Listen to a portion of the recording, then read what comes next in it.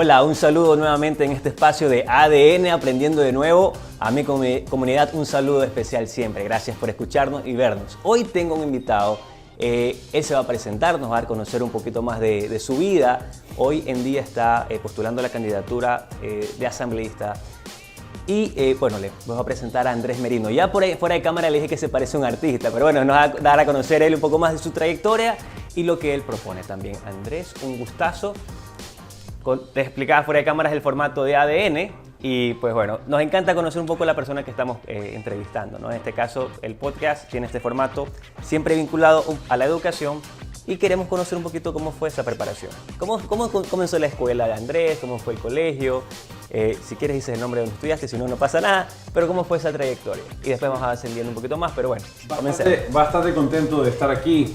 Estos espacios que se han dado en la era de la digitalización, pues son bastante agradables y amenos y sobre todo consideraría pilares fundamentales para fortalecer los procesos democráticos y sobre todo para transparentar esto, ¿no? La vía y propuestas que tienen diferentes personas en el espectro político.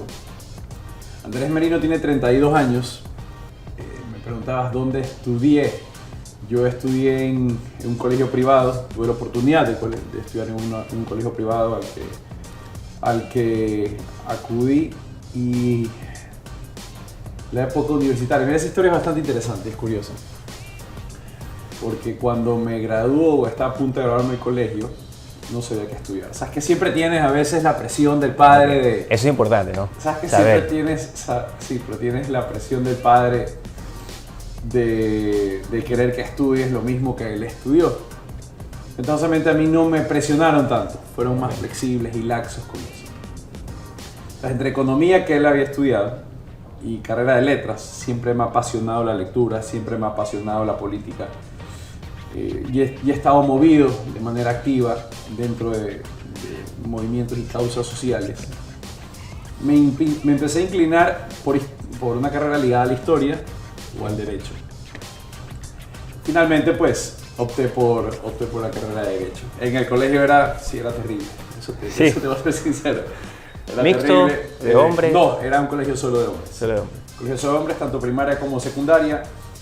Y dentro de este colegio, si bien me iba bien con las notas, con el comportamiento y conducta con otro grupo de amigos, la hacíamos pasar mal a los profesores. Después ya una vez graduados, nos reconciliamos y pedimos disculpas por los malos comportamientos que hemos tenido. Ellos lo entienden después en el tiempo. Así es, ellos entienden. Y hacen una labor fantástica.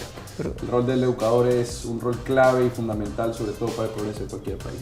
Iba a tomar un poco la referencia que tú dijiste. Mis padres no me presionaron, porque es un tema de la educación. Intentamos que los padres con los hijos, como que antes, no sé, ahora los centennials, los padres son un poco más flexibles, pero en la generación millennial podemos decir, oye, vas a estudiar esto porque es lo que tú quieres que te cargues de la empresa, quiero que sepas esto acá.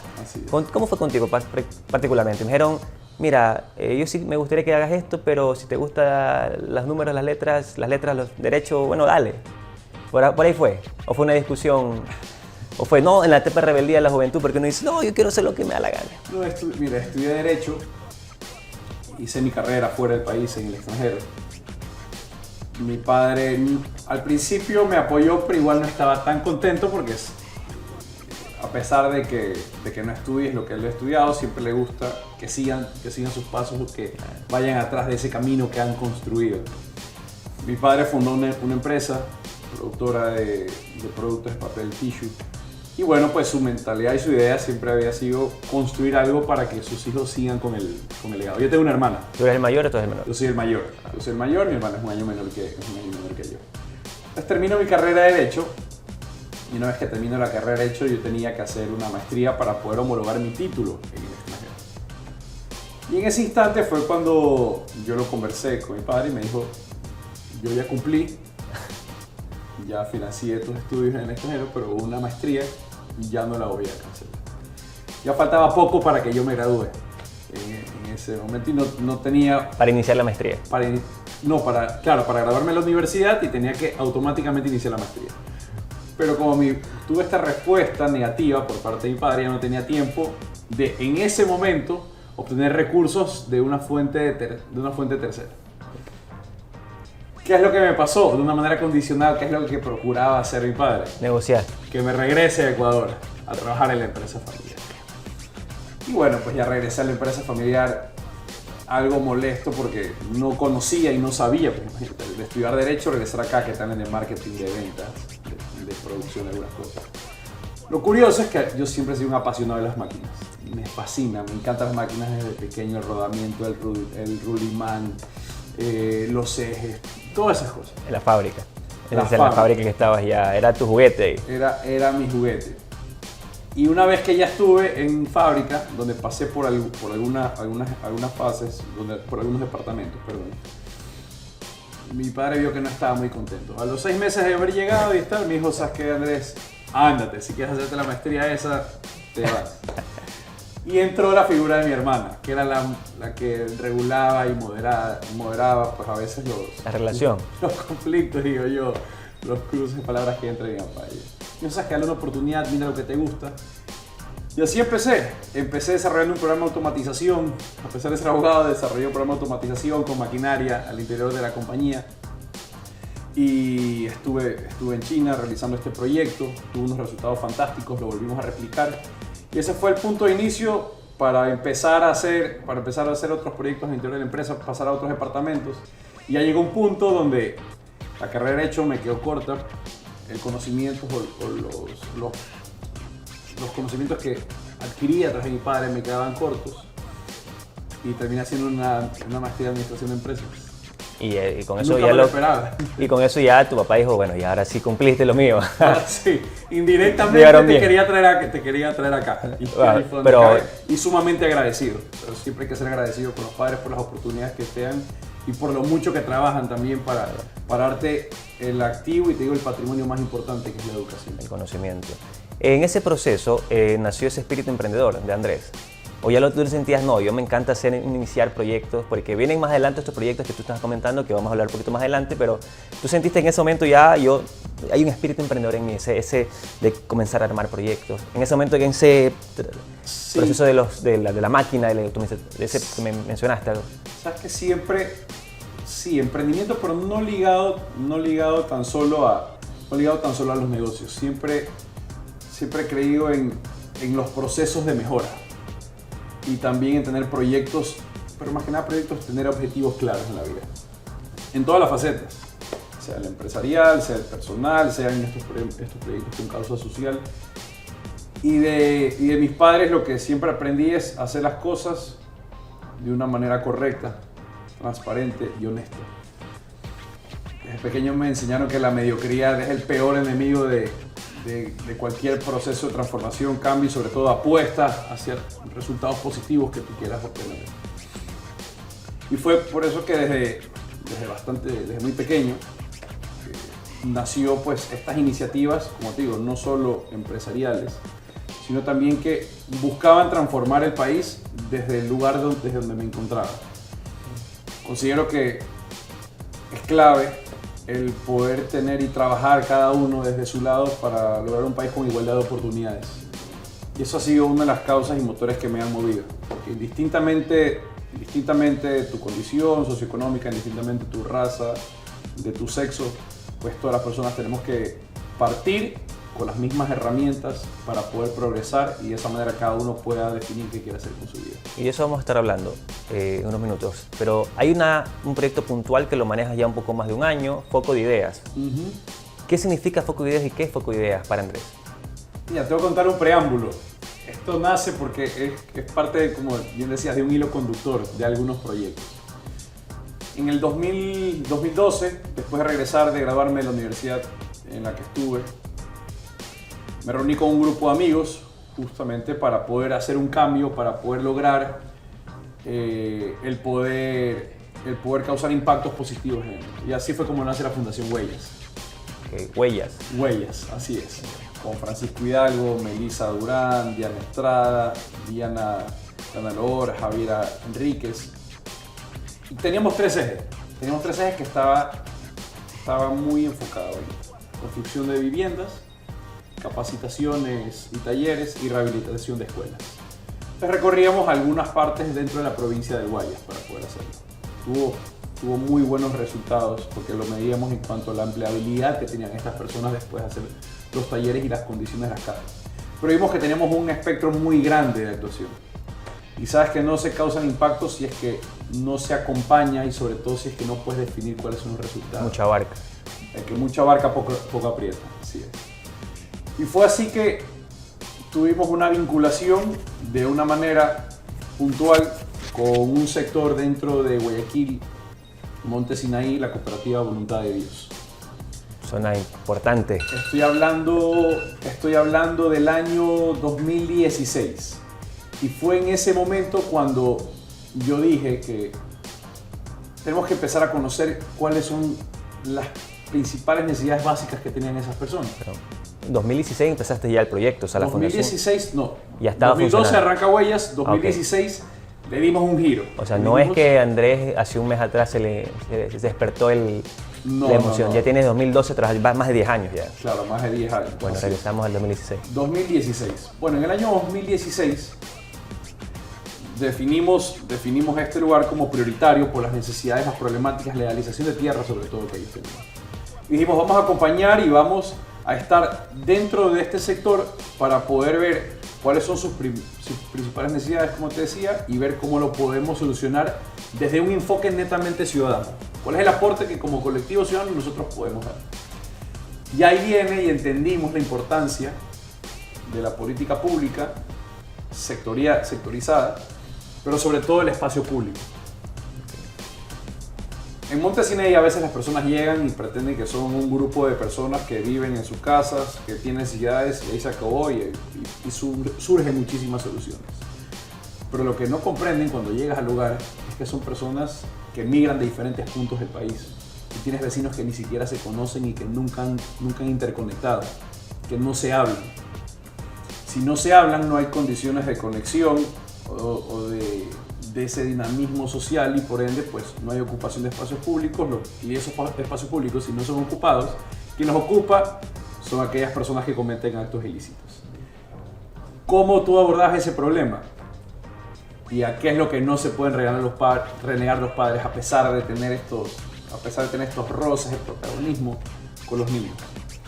Aquí nace el proyecto de los cines comunitarios. Entonces íbamos todos los sábados a partir de las 6:30 de la tarde con un proyector, fomentamos el comercio dentro de la zona, invitamos al vendedor de chuzo, al vendedor de canguil, al vendedor de granizado, hacíamos el canguil con las libras comunitarias del sector y así fue como empezó, imagínate, a mejorar los índices de peatonalidad que habían por la zona. Aquellas personas que consumían sustancias ilícitas en ese sector se fueron desplazando hacia otros porque ya había una participación activa de la ciudadanía dentro de estos sitios en el momento de realizar. Y con esto nace Foco Ideas. ¿Por qué Foco Ideas? Foco Ideas es un espacio de interacción, de encuentro, de tratar problemáticas del día a día de la gente, pero desde las personas, desde los ciudadanos, para los ciudadanos. Porque hoy en día hay mucho, si bien la digitalización ha sido parte fundamental del desarrollo en diferentes facetas que tienen los países, pero a veces sí se ha perdido ese tacto o ese sentido entre la relación humana. El conversar, el dialogar, el romper paradigmas entre diferentes estratos sociales. Hoy lastimosamente por las condiciones de seguridad en las que vive el país, pues nos hemos clasificado, ¿no? Cierto segmento de la población con cierto nivel de ingreso en un tipo de ciudad de la organización, otro en otro. Antes... Pero mira, perdón que te interrumpa, pero lo que tú mencionaste, el problema que está en Monte Sinaí, el tema de la conexión entre barrios, eso se ha perdido en cualquier sector. Es muy difícil que tú encuentres en una urbanización cerrada o etcétera. Que antes era muy común. Yo me acuerdo de niños que salíamos al barrio, nos conocíamos todos los chicos, jugábamos pelota. En el Centenario, que la gente jugaba, en los Cegos jugaba con... En cualquier barrio. Hoy en día no noto eso. Creo que es un tema que se debería trabajar desde una política quizás pública. No es decir, vamos trabajando, o no sé, acción social. Son temas que ahí tú nos vas a comentar qué más se puede hacer. Así es. Y mira lo curioso, ¿no? No era tan solo ir allá, encontrarnos, sino era volver a lo que en su momento fue el ágora griega, donde la gente iba, participaba, tenía su voto directo y de cierta forma pues podía exponer y podía dar a conocer cuáles eran las problemáticas que se vivían en el sector. Y donde Andrés Merino no era el protagonista, yo era un intermediario donde invitaba a dos especialistas o a dos personas que sabían de una problemática puntual, se abría un micrófono y lo empezábamos a debatir. Esto se llevaba a un acta, la recogíamos, sobre todo cuáles eran los planteamientos y soluciones que podíamos hacer. Y ahí viene ya lo preguntarás en otro bloque, del qué era lo que pasaba posteriormente. Como ciudadanos no tenemos a quién acudir. ¿Quién debería ser esa persona que nos representa? Un asambleísta diligente, un asambleísta responsable, un asambleísta que tenga que estar en territorio acompañando a justamente estas iniciativas que tienes hoy en día, pero una vez que llegan y eso yo le digo, asambleístas de palacio, del legislativo, porque creen que es eso, creen estar y posicionarse en un estatus y no romper y saber cuáles son sus funciones y atribuciones principales. De servir y no servir. De servir. Y en esto hay otra anécdota que te cuento. Después de tener todas estas iniciativas en el sector de Voluntad de Dios del Monte Sinaí, de arrancar pues con habilitar espacios públicos, conversando con la comunidad, porque para que las personas se empoderen tienen que saber que son parte de algo y que con ellos se lo ha trabajado. Y de este resultado salió la conclusión de que teníamos que tener un espacio público habilitado para las personas, para ya poder tener algo definido, un sitio definido. La conclusión fue construir un centro comunitario. En Voluntad de Dios. En Voluntad de Dios. Pero sabes que, como yo siempre repito, una ilegalidad no se combate con otra legalidad. O sea, yo no puedo invadir un espacio que no está legalizado, un espacio público. Fuimos a la Secretaría de Asentamientos Irregulares Urbanos. Secretaría, tengo el recurso, tengo el proyecto y tengo la mano de obra. Por favor, veamos la forma de que nos puedas conceder un terreno para poder construir esto. Eso no es mi competencia, eso es el municipio. Municipio, dirección de ordenamiento territorial. Tenemos esto, lo mismo. Tenemos el proyecto, tenemos los recursos. No, eso no es mi competencia, es la competencia de la Secretaría de Asentamientos Irregulares. Como te decía, para mí es clave la voluntad y para mí es clave la decisión y es fundamental el saber que si quieres resolver un problema, si hay voluntad y decisión, lo vas a hacer. Yo no me voy a quedar con los brazos cruzados porque la administración pública no es que me lo haya negado, ni siquiera me ha hecho partícipe en buscar alguna opción. Lo terminamos construyendo, pero como un centro comunitario desmontable que en cualquier rato pues, lo pueden llevar ocupando la zona. Y después he construido, mira lo curioso que es la vida. Las personas que más lo usaban fue la Secretaría de Asentamientos Irregulares Urbanos, fue el Ministerio de Inclusión Económica y Social, fue el municipio ahora que estuvo participando en la regularización de tierras. Y nuevamente, lo que te decía hace breves minutos, el problema está en que eso, ¿no? Los ciudadanos no nos sentimos representados por una persona que pueda alzar la voz, que nos acompañe y que esté pendiente sobre, ya ni siquiera las necesidades que tenemos, sino iniciativas ciudadanas que pueden causar impactos positivos y que lastimosamente no tenemos a quien acudir y tocar la puerta. Y en ese proceso llegamos a una oportunidad que se le presenta a Andrés hace no mucho. Nadie se esperaba. Hace un par de meses y medio atrás, 3 meses que sucediera lo que sucede, una muerte cruzada y la asamblea se cerró. Y viene un proceso electoral rápido, express le ha llamado el CNE. Pero bueno, ¿cómo llega esa oportunidad? Porque hoy en día pues, tú estás también trabajando sobre la candidatura como asambleísta por Guayas. ¿Cómo llega esa oportunidad y qué viene por delante para Andrés? Si Andrés es electo como asambleísta, representando al Guayas. Primero, ¿cómo aparece la oportunidad? Y después, un poquito más adelante, ¿qué viene por delante? Mira, aparece con una llamada que me realizó la persona que estaba a cargo adelante, que manejaba los procesos de candidatura, porque como bien lo dices, todo fue bastante esporádico, rápido y nadie lo esperaba, nos cogió a todos por sorpresa. Pero el proyecto que conocía de primera mano, ya el proyecto que venía manejando Otto, que por coincidencia y cosas la había, pues él había trabajado en sitios donde yo también había trabajado, había visto de primera mano esa gestión, ya no como vicepresidente, porque fue posterior a la renuncia, sino como ciudadano en el día a día, con comedores comunitarios, con brigadas médicas, que daban soluciones reales a problemas reales. Y a una persona a quien he conocido y le tengo muchísima estima. Me llaman, me invitan a ser parte de este proyecto político, que como te digo, no es algo que salió de la noche a la mañana, sino que se ha venido trabajando desde hace ya 3 años, con personas sumamente preparadas.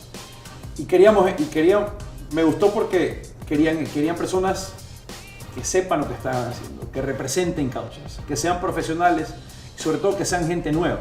Porque ya nos hemos dado cuenta de lo que ha pasado en estos últimos años con las personas que hemos elegido, que no han dado los resultados, que nos llenan de promesas, pero nunca terminamos teniendo pues los resultados esperados. Entonces me hacen esta llamada a la cual yo accedo y fue un reto, bueno, pues en el corre-corre, porque es un mundo totalmente diferente para mí. Yo lo he dicho, yo toda la vida he hecho política, he estado en la radio, he hecho radio, me encanta la radio, he hecho activismo social, que para mí es hacer política. Lo que sí nunca he hecho es politiquería, ni he hecho partidismo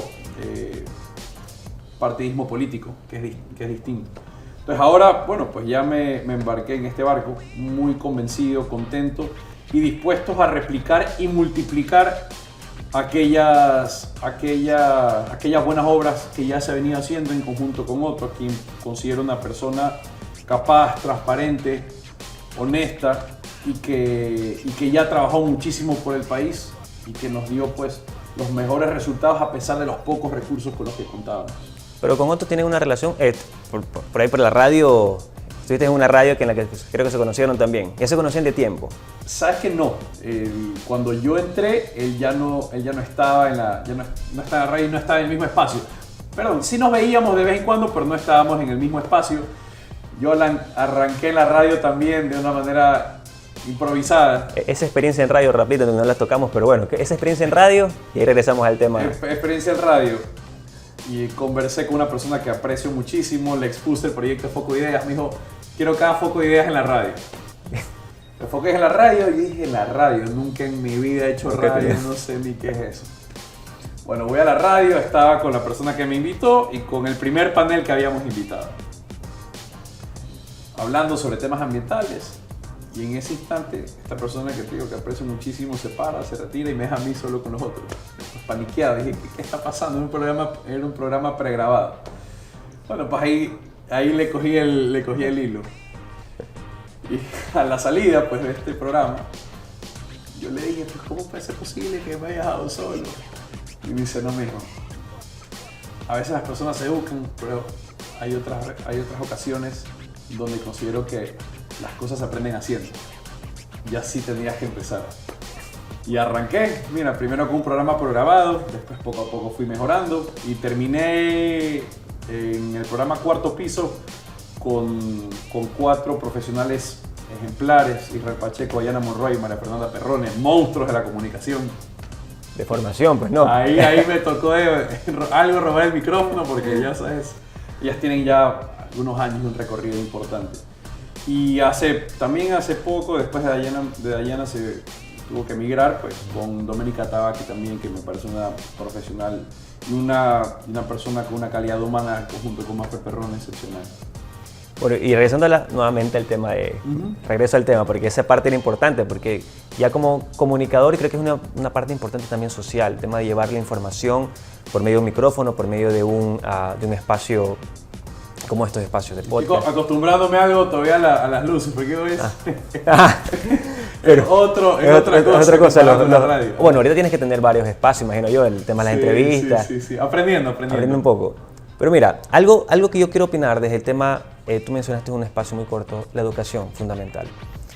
Creo que nos quedan debiendo los asambleístas, las políticas públicas, porque siempre creo yo, tú como un formador ya de 4º nivel, con una maestría. Fui docente en el Colegio Lorenz Sucre. Fuiste un periodo docente también. Un año, sí. Un periodo docente. ¿Entiendes la importancia de la transformación que puede tener la educación? Como es social.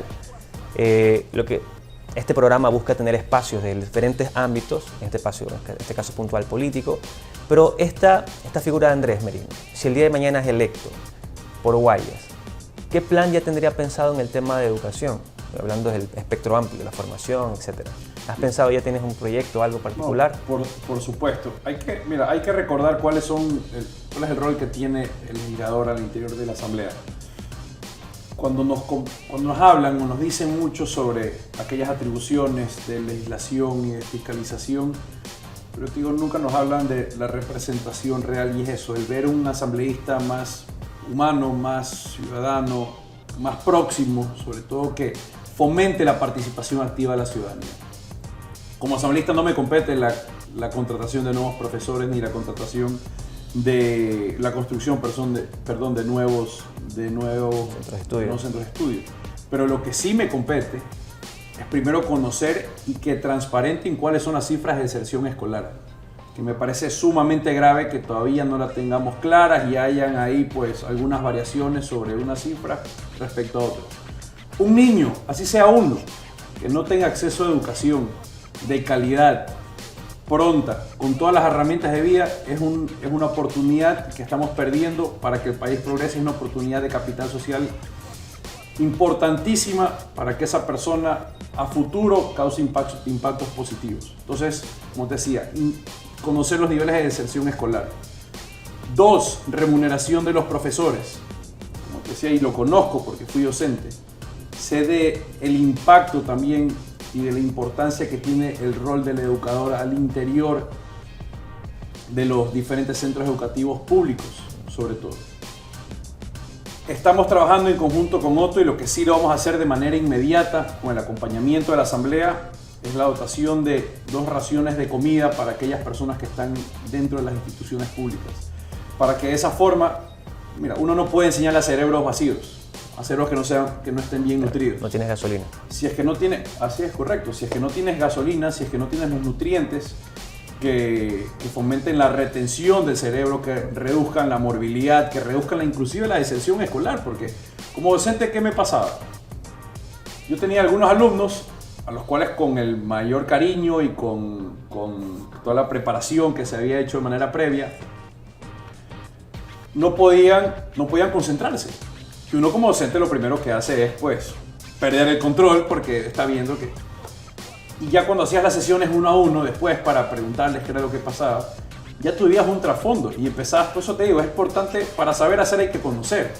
Entonces cuando hablabas con estos niños en sesiones de 1 a 1 para entender cuál era la problemática, tenías el problema principal de violencia intrafamiliar. Los niños que de esa escuela pública por la mañana tenían que trabajar y no les daba tiempo para hacer sus deberes. Y uno como profesor, si bien no lo entendía, no lo podía comprender porque llegaban cansados, llegaban con sueño. Inclusive no les alcanzaba el dinero a los padres para poderles darles una ración de comida diaria. O sea, no eran alimentados de manera correcta. Así es. Y eso es lo que vamos a cambiar y lo que queremos cambiar en conjunto con Otto en la presidencia. Te diría, esos son los 3 ejes fundamentales. Para mí en educación son fundamentales. Transparentar información, exigir que haya buena paga a los profesores y que se estén ejecutando los presupuestos adecuados de educación. Y lo último, el dotar de 2 raciones de comida en las instituciones públicas para los... Fundamental. Como complemento a lo tuyo, desde la especialidad de lo mío, la educación, efectivamente es un eje. El tema, por ejemplo, países como Finlandia trabajan la educación desde el tema de la salud pública. Porque, por ejemplo... ¿Van de la mano? Sí, van de la mano. Si yo no tengo hasta el descanso, un buen descanso, una buena alimentación, poco o nada puedo hacer para aprender, porque mi cerebro no está en las condiciones. Pero bueno, ahí para ir cerrando este espacio, Andrés, yo quisiera que vayas pensando en una frase que le quieras decir a los padres, o a los jóvenes, o a los niños, que quisieras que te hayan enseñado, que tú has aprendido hoy en día, ya con estos 32 años de vida, que tú quisieras decirle. Los vamos a ir preparando para decirlo acá, pero mientras eso, yo quisiera darte un comentario adicional. Yo lo digo como ciudadano en caso de que Andrés en unos meses ya esté dentro de la Asamblea. La importancia de la legislación, no solamente en el tema de lo que tú dices, fiscalización, sino también en la promoción de leyes, cambios, etc. Esos pequeños espacios permiten tanto al docente decir, tengo un respaldo. Y lo que tú dices es importante. Esta desconexión que existe entre el ciudadano y la Asamblea, que terminó siendo creo de la historia de Ecuador, la más rechazada por el índice de aceptación. Es el desafío que tiene Andrés y bueno, todos los que están para postular, ¿no? El poder acercarse a la ciudadanía Y bueno, y desde el proyecto de Otto, pues les deseo el éxito de video. Y bueno, para ir cerrando este espacio, ¿qué quisieras decirle tú no sé, a quien eliges tus padres, jóvenes, a esta cámara? Se los dirijo a los padres, que son personas... perdón.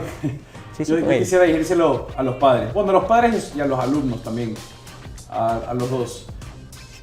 La juventud, como lo dice Otto de manera recurrente, es una oportunidad.